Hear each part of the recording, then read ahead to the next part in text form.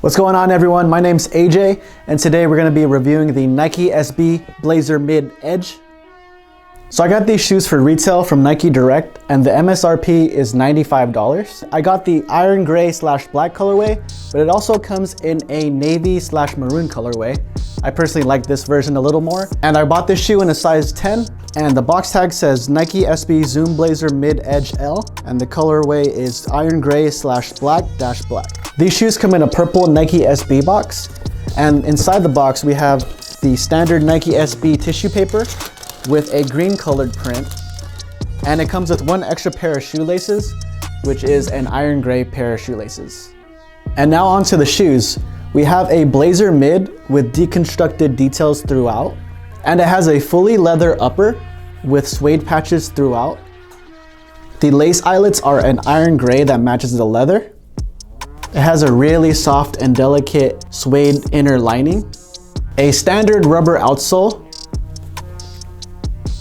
and lastly, it has the standard Nike SB Zoom insoles.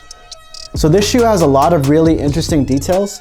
It starts off with a raw hem frayed edge Nike swoosh. That's the most notable, I would say. And the swoosh is actually suede on the toe box, and it's accompanied with another suede patch on top of it.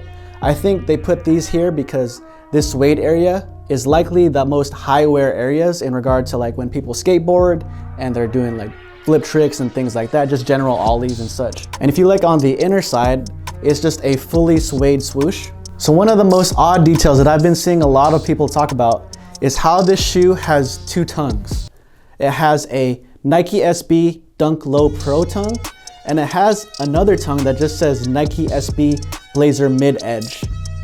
The meaning behind that, I think, is a very exaggerated way of if a skater had one pair of shoes and he literally had to get more padding on his tongue, since a lot of skateboard shoes have like really big tongues. I don't know if that's to protect shins or to protect your ankles, but nonetheless, I really like what they did here. I did see a lot of people saying, is that wrong that there's a Nike SB tongue on a Blazer?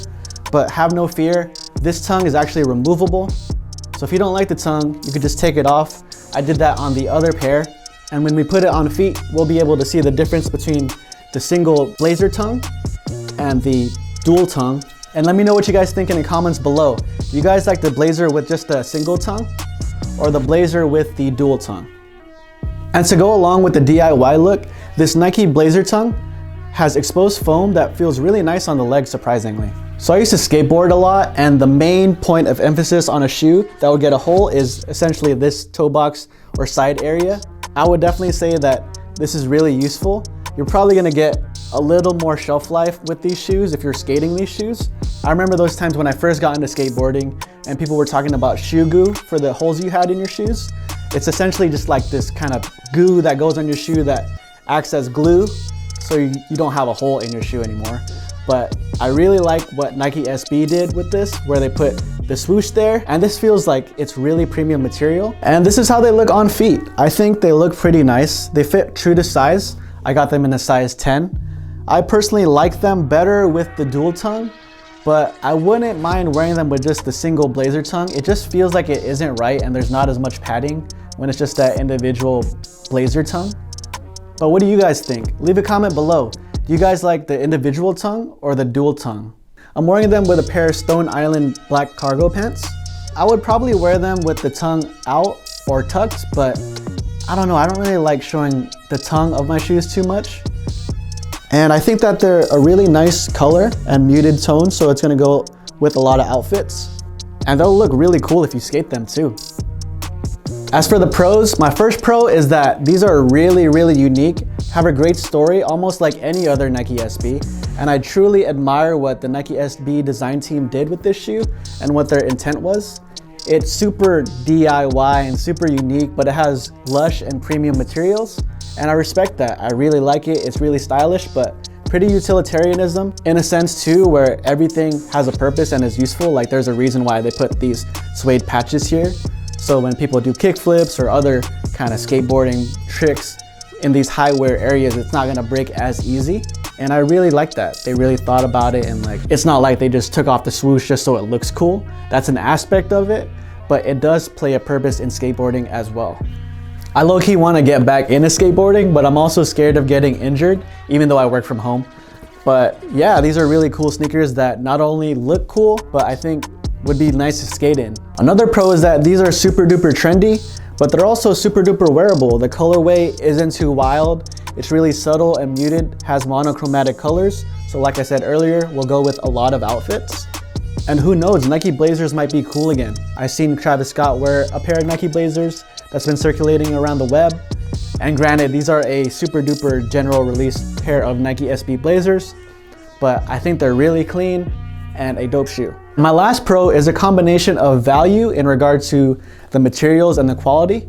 So like I said earlier, a lot of these DIY aspects of the shoe are done intentfully, but really done well.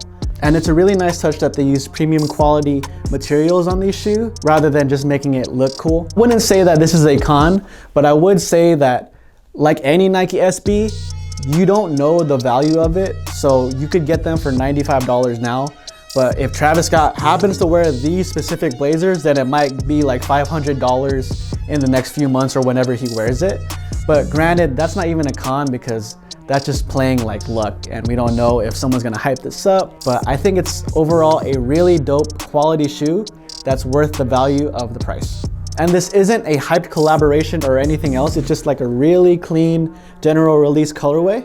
But who knows, a lot of the dunks that you could get back in the day for like $60 or $70 or $80 are selling online for $600, $700, $800. So you never know when these shoes could go up in value. But I suggest just wearing them because they look really cool and they have great materials. Overall, I would say that these are an exaggerated DIY version of a skateboarder's only pair of shoes.